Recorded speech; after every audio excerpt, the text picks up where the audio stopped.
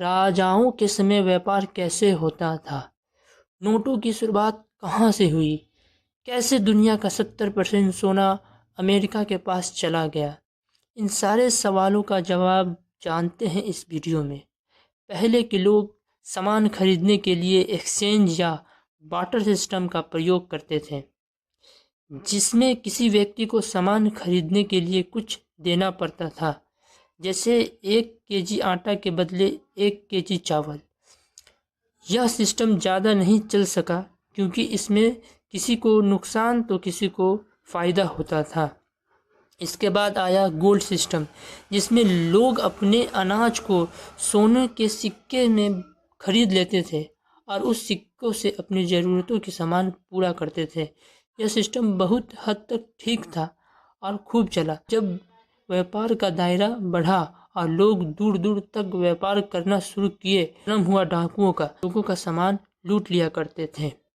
फिर आया रसीद सिस्टम, जिसमें सोने के बदले रसीद और रसीद के बदले सोना दिया जाता था, जिसके लिए शहर के अलग अलग हिस्सों में इसका ब्रांच खोला गया।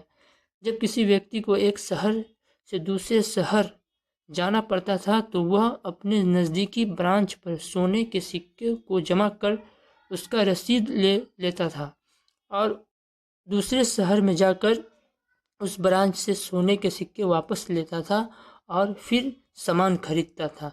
यह सिस्टम खूब चला और सारी दुनिया इसी का उपयोग करने लगी कि लोगों ने रसीद भजाने के बजाय दुकानदार को ही रसीद देना शुरू कर दिया, जिससे लोगों को और आसानी होने लगी।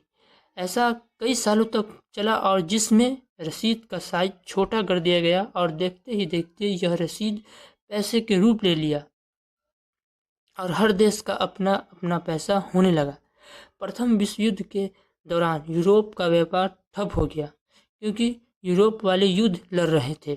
सारी दुनिया को अमेरिका ने अपने यहाँ सोना जमा करने को कहा क्योंकि वह युद्ध में शामिल नहीं था। सारे लोग अमेरिका के पास सोना जमा करने लगे। देखते ही देखते दुनिया का 70% सोना अमेरिका के पास आ गया और अमेरिका ने अगले 30 सालों तक लोगों का विश्वास जीता। और जब वह सुपर पावर बना तो सोने के सिक्के देने से इनकार कर दिया और कहा कि तुम अब डॉलर से ही व्यापार करो। आज हमारी मजबूरी है कि हम सारी दुनिया इंटरनेशनल व्यापार डॉलर में ही करते हैं। 70% सोना अमेरिका के पास आ गया।